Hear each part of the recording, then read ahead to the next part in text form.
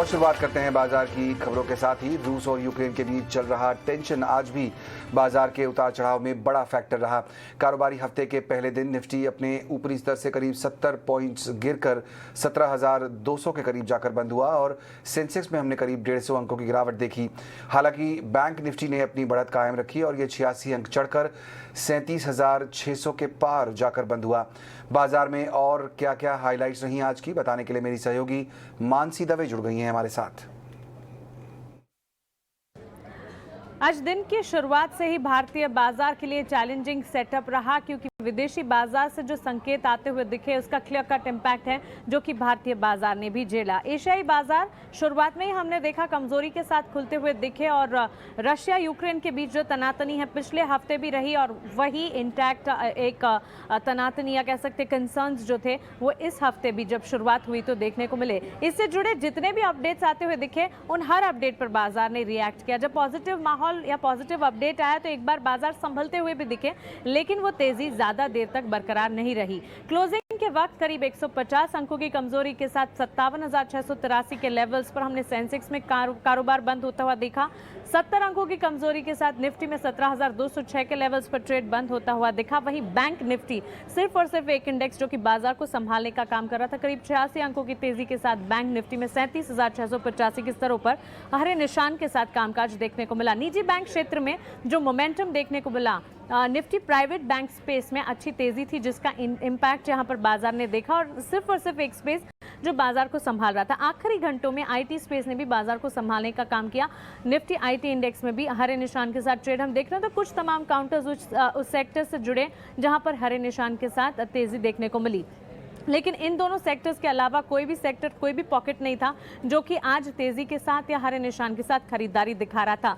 कुछ स्टॉक्स जो कि एक्शन में देखने को मिल रहे थे जहां अच्छी तेजी के बीच कामकाज दिखा।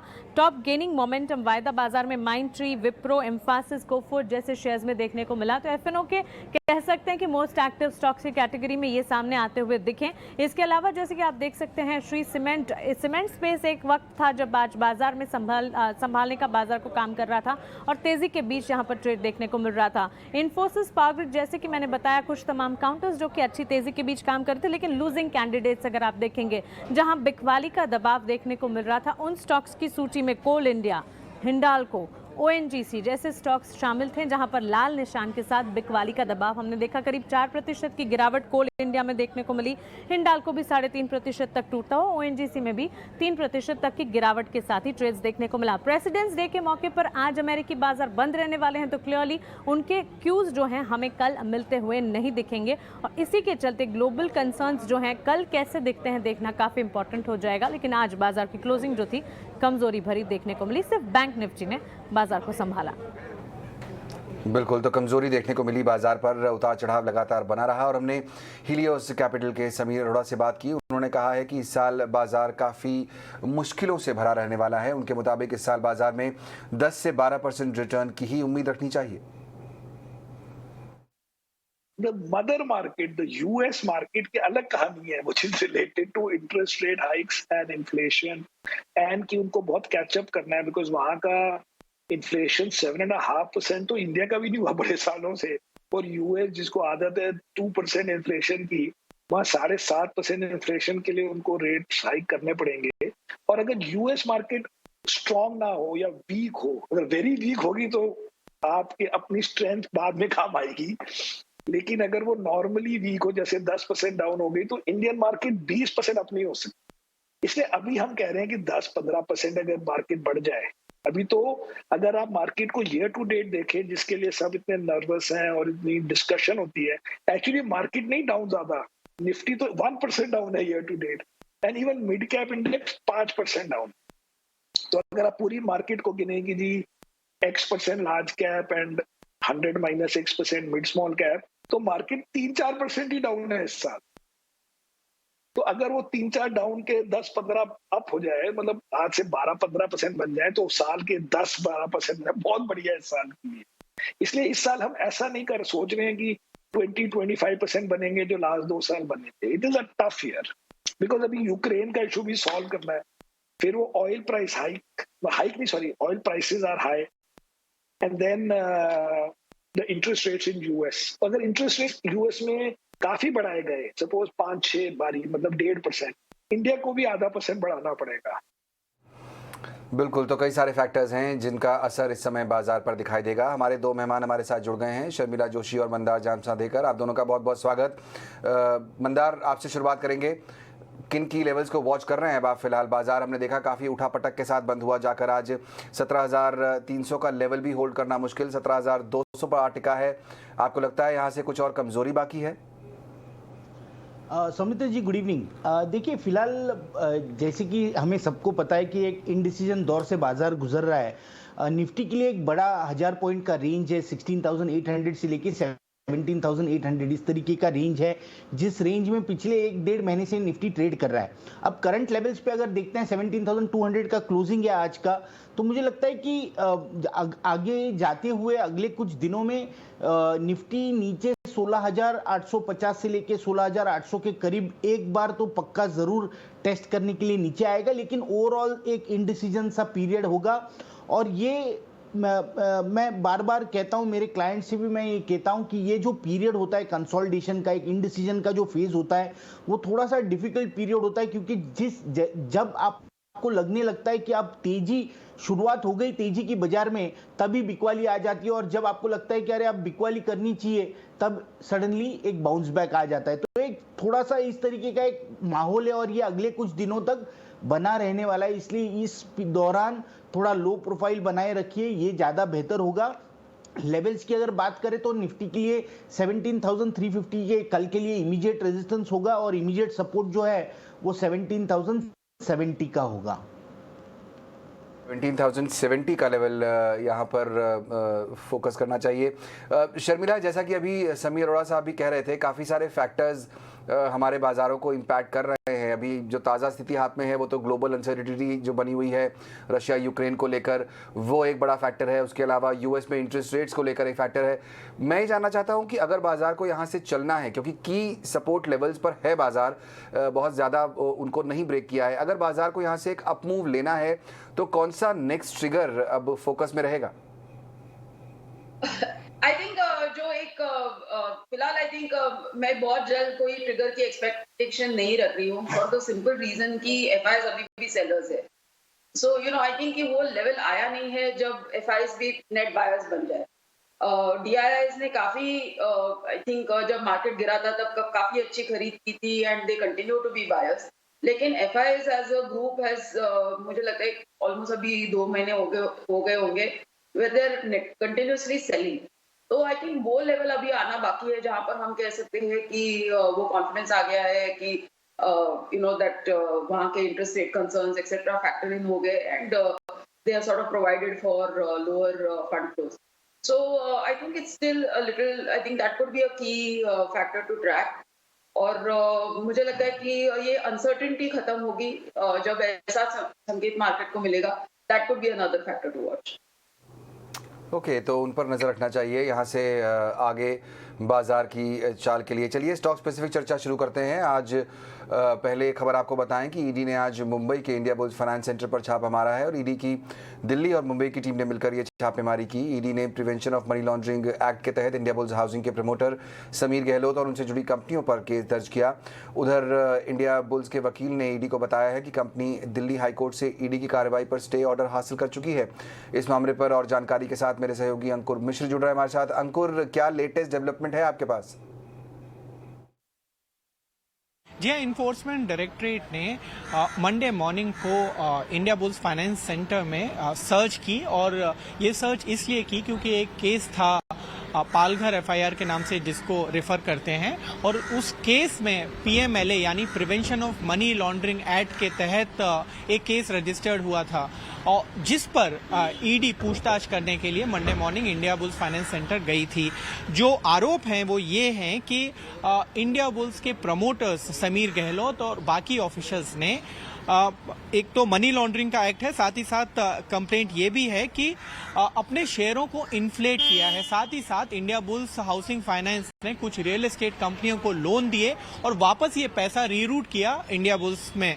तो इन आरोपों पर ईडी ने आज छापे मारे हैं। साथ ही साथ अगर हम इंडिया बुल्स की तरफ से बात करें तो सूत्रों के मुताबिक पता चला है कि उनके काउंसिल ने एक लेटर लिखा है ईडी को, ये क्लेम करते हुए कि दिल्ली हाई कोर्ट से उन्हें ऑलरेडी स्टे मिल चुका है कि कोई भी कोएर्सिव एक्शन न लिया जाए कंपनी और उनके ऑफिशियल्स के खिलाफ। और ये बेस्ड है जो ऑलरेडी बॉम्बे हाई कोर्ट ने पालघर एफआईआर पर एक स्टे ऑर्डर दिया हुआ है। करेक्ट, तो वो लेटेस्ट है यहाँ पर। शर्मिला, इस तरह के डेवलपमेंट्स अलग अलग तरह से आते रहते हैं। आज भी जो खबर आई है इंडिया बुल्स को लेकर, स्टॉक हमने देखा कि चाहे वो इंडिया बुल्स रियल एस्टेट हो या धनी हो, इनमें काफ़ी बड़ा क्रैक देखने को मिला है इन खबरों के दम पर। आपको लगता है कि ये जब खबरें इस तरह की आती हैं तो किसी ट्रेडर को, इन्वेस्टर को पोजिशन देखनी चाहिए या फिलहाल दूर रहना चाहिए ऐसे स्टॉक से?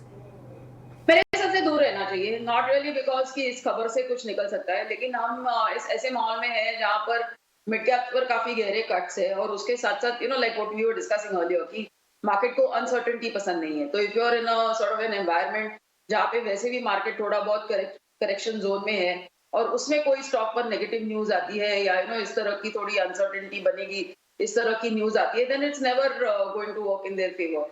मार्केट अभी उसको नहीं डाइजेस्ट कर पाएगा, तो थोड़ा दूर ही रहे I think for the moment और सी वेयर द स्टॉक सेटल्स और उसके बाद खरीद करने की।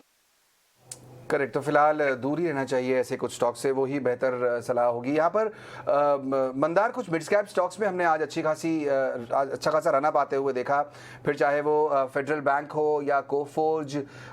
टॉप गेनर्स में आज आइडिया भी इनफैक्ट शामिल था, करीब 4.5-5% ऊपर। मिड कैप स्पेस में आपको लगता है कि इस बाजार के माहौल में जहाँ ज़्यादा फ्लक्चुएशन होता है बड़े स्टॉक्स के मुकाबले, अपॉर्चुनिटीज़ खोजना आसान है? कहीं नज़र पड़ी है आपकी? सौमित्र जी, वैसे तो ये मार्केट जो है ये स्क्रिप्ट स्पेसिफिक मार्केट है और जो फिलहाल हमें एक्शन जो देखने मिल रहा है वो मिड और स्मॉल कैप स्टॉक्स में ज़्यादा है। तो ऐसा नहीं है कि स्टॉक्स नहीं आ रहे, लेकिन स्टॉक्स हैं, मिड कैप और स्मॉल कैप में इंटरेस्ट ज़रूर है। ये जो 3 स्टॉक्स की हम अभी आपने बात की, पहला तो फेडरल बैंक, यस आज इसमें इंटरेस्ट ज़रूर था, लेकिन अगर मैक्सिमम स्टॉक्स अगर हम देखें तो फिलहाल एक रेजिस्टेंस के नीचे बने हुए हैं। तो उसी तरीके का एक ट्रेड इसमें भी है। फेडरल बैंक में 108 और 110 का एक बड़ा सा रेजिस्टेंस है स्टॉक के लिए और फिलहाल कंसोलिडेट कर रहा है। तो कंसोलिडेशन का रेंज बनता है 80 रुपए से लेके ऊपर में 110 रुपए तक का, इस तरीके का एक रेंज बना हुआ है। पिछले अगर देखते हैं तो पिछले 3-4 हफ्तों से इसी रेंज में ये स्टॉक ट्रेड कर रहा है। कोफोर्स का भी मैं चार्ट अगर देखता हूं तो उसी तरीके का एक करेक्शन हाल ही में देखने को मिला। पिछले 1 महीने में बढ़िया सा करेक्शन हुआ है, 6000 की लेवल से ये 4300 तक नीचे आया, तो इसलिए आज मुझे बाउंस बैक देखा। लेकिन मुझे ज़्यादा कुछ इसमें लगता नहीं है कि ये बाउंस बैक ज़्यादा कुछ मटेरियलाइज करेगा। ऊपर में 4500 का इसमें रेजिस्टेंस बनता है, 4300 का रेजिस्टेंस सपोर्ट है। ये स्टॉक यही लेवल्स पे बना रहेगा। उसी तरीके का एक ट्रेड आइडिया में भी बन रहा है कि जो एक रेंज बाउंड सा ट्रेड है। तो ऐसा नहीं है कि अपॉर्चुनिटीज नहीं है, अपॉर्चुनिटीज हैं, लेकिन वो अपॉर्चुनिटीज बहुत ही सिलेक्टिव है, बहुत सावधानी से वो अपॉर्चुनिटीज पकड़नी चाहिए। और सबसे इंपॉर्टेंट बात मैं कहना चाहूंगा कि ये जो फिलहाल एक इनडिसीजन का दौर है, इसमें हर एक ट्रेड जो है वो स्ट्रिक्ट स्टॉप लॉस के साथ लेना बहुत जरूरी है, क्योंकि हमें पता है कि मार्केट चॉपी है, ऊपर जा रहा है एकदम धड़क, एकदम से गिर जाता है। तो आपका अगर स्टॉप लॉस ट्रिगर होता है तो उसमें ये नहीं सोचना है कि मैं पकड़े रहता हूं, अगले कुछ दिनों में भाव आ जाएगा, ये नहीं सोचना है। स्ट्रिक्ट स्टॉप लॉस के साथ जरूर काम करना है। ये तो इस समय सिचुएशन ही मार्केट की ऐसी है कि अगर आप ट्रेड करते हैं तो स्ट्रिक्ट स्टॉप लॉस रखना बेहद ज़रूरी है। चलिए कुछ और स्टॉक्स की बात कर लेते हैं, खबरों वाले, जहां पर हमने आज देखा काफ़ी एक्शन रहा। जेएमसी प्रोजेक्ट्स का विलय पेरेंट कंपनी कल्पतरु पावर में होने वाला है। अगले वित्त वर्ष की चौथी तिमाही तक ये विलय प्रक्रिया पूरी हो जाएगी। इस खबर की और डिटेल्स लेकर मेरे सहयोगी शरद दुबे जुड़ रहे हैं हमारे साथ। शरद, बताइए। कल्पतरु पावर ट्रांसमिशन और जेएमसी प्रोजेक्ट्स का जो है एक मर्जर हुआ है और ओवरऑल देखा जाए तो जो मर्जर है जेएमसी प्रोजेक्ट्स जो है अपनी पेरेंट कंपनी में वापस जो है मिल गई है और पेरेंट कंपनी जो कल्पतरु पावर ट्रांसमिशन है उनमें लगभग 68% स्टेक जो है होल्ड करते हैं। अगर देखा जाए तो जो जेएमसी के जो शेयर होल्डर्स हैं उनको जो है लगभग 4 शेयर के बदले कल्पतरू पावर ट्रांसमिशन के एक शेयर मिलने वाले हैं। और इसके अलावा जो आप देख सकते हैं कि जो चौथे तिमाही वित्त साल 2023 में जो है ये मर्जर की ओवरऑल कंप्लीशन देखने मिलेगी। और जो ओवरऑल जो ऑर्डर बुक है कंबाइंड बेसिस पे लगभग 37,000 करोड़ का होने वाला है। और जो प्रमोटर की जो होल्डिंग है कल्पतरू पावर ट्रांसमिशन में वो ऑलमोस्ट 52% से घटकर 47% हो जाएगा।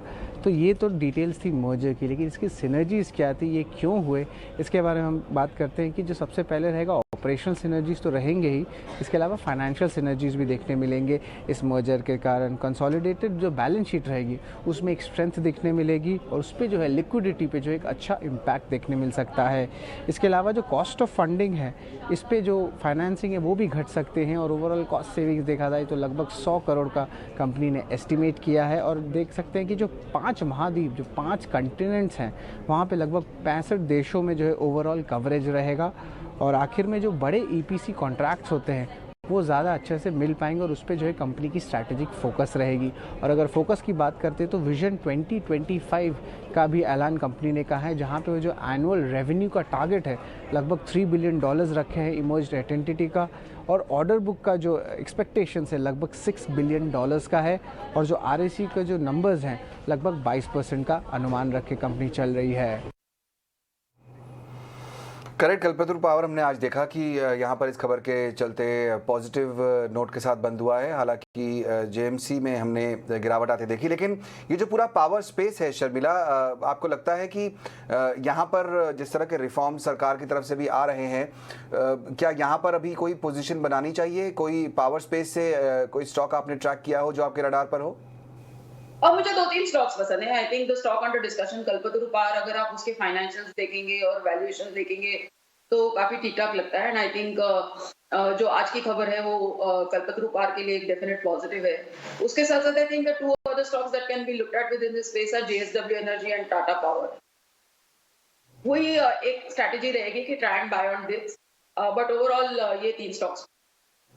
ओके, तो कल तो अच्छा चला ही है इनफैक्ट आज हमने देखा।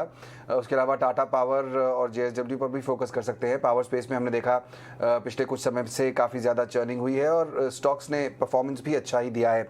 एक और स्पेस जो लगातार फोकस में रहा है वो है एविएशन का। फिलहाल जो ताज़ा खबर आ रही है वो ये कि सरकार मार्च से रेगुलर इंटरनेशनल फ्लाइट्स को मंजूरी देने पर विचार कर रही है। ET Now स्वदेश को मिली एक्सक्लूसिव जानकारी के मुताबिक कोरोना के मामलों में कमी के चलते विमानन मंत्रालय अगले हफ्ते इस मुद्दे पर एक अहम बैठक करने जा रहा है। हमारे साथ हमारे सहयोगी समीर दीक्षित जुड़ रहे हैं जो इस खबर पर और जानकारी दे रहे हैं। समीर, बताइए।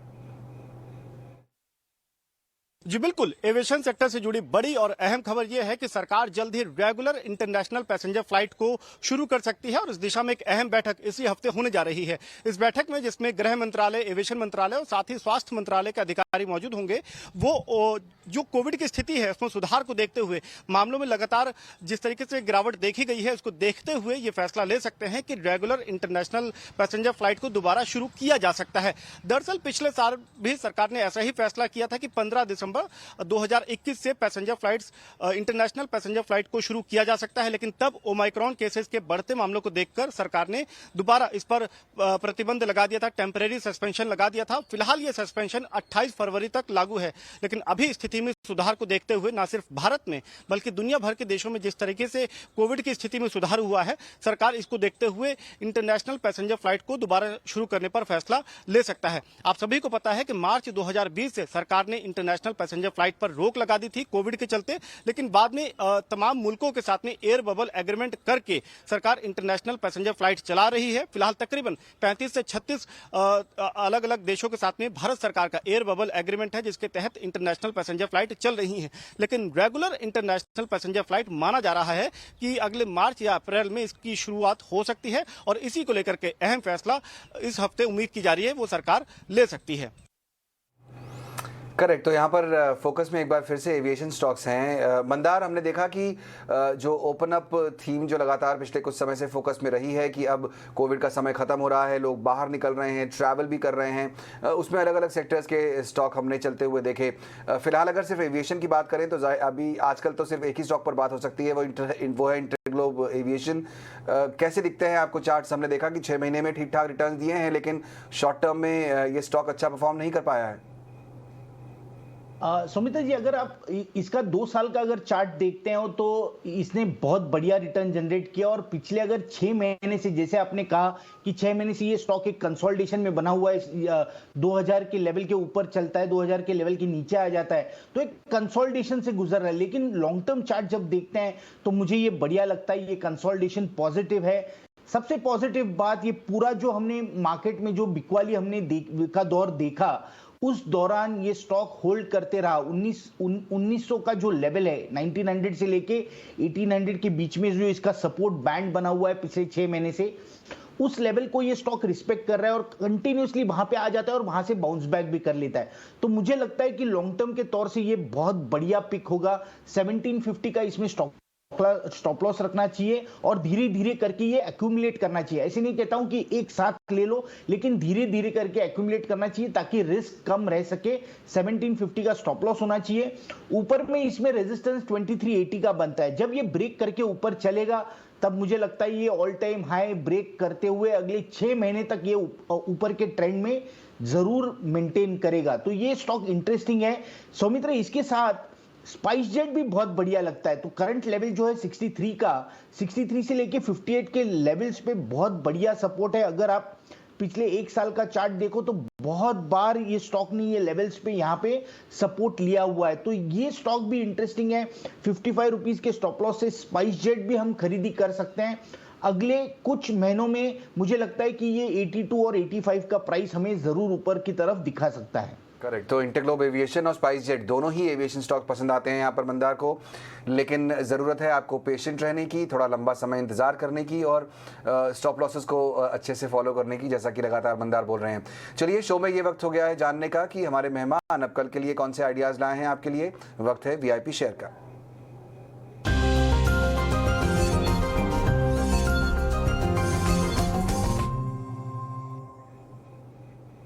शर्मिला, आपसे शुरुआत करेंगे।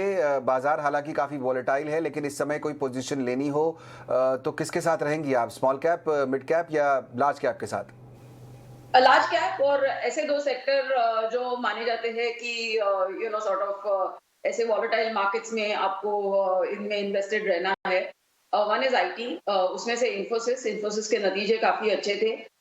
they have raised their guidance, तो मुझे लगता है कि IT story is still intact, तो आप Infosys में on a longer term basis खरीद कर सकते हैं। Another is FMCG. This again, from here I'm going with Dabur.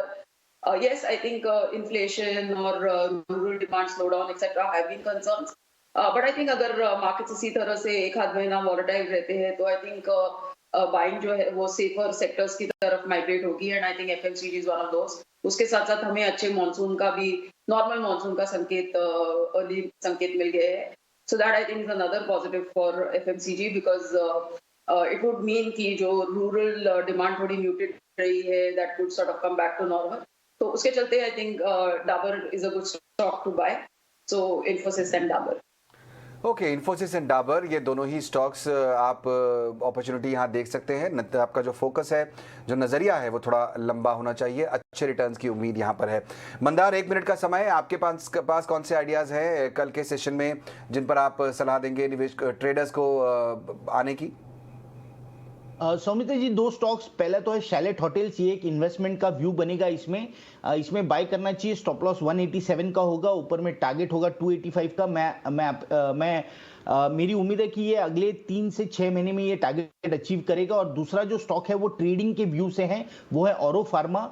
ये 642 के नीचे जब तक ट्रेड करता है तब तक इसमें वीकनेस बना रहेगा। स्टॉप लॉस रखना चाहिए 650 का और सेल करना चाहिए। टारगेट नीचे का होगा 625 का।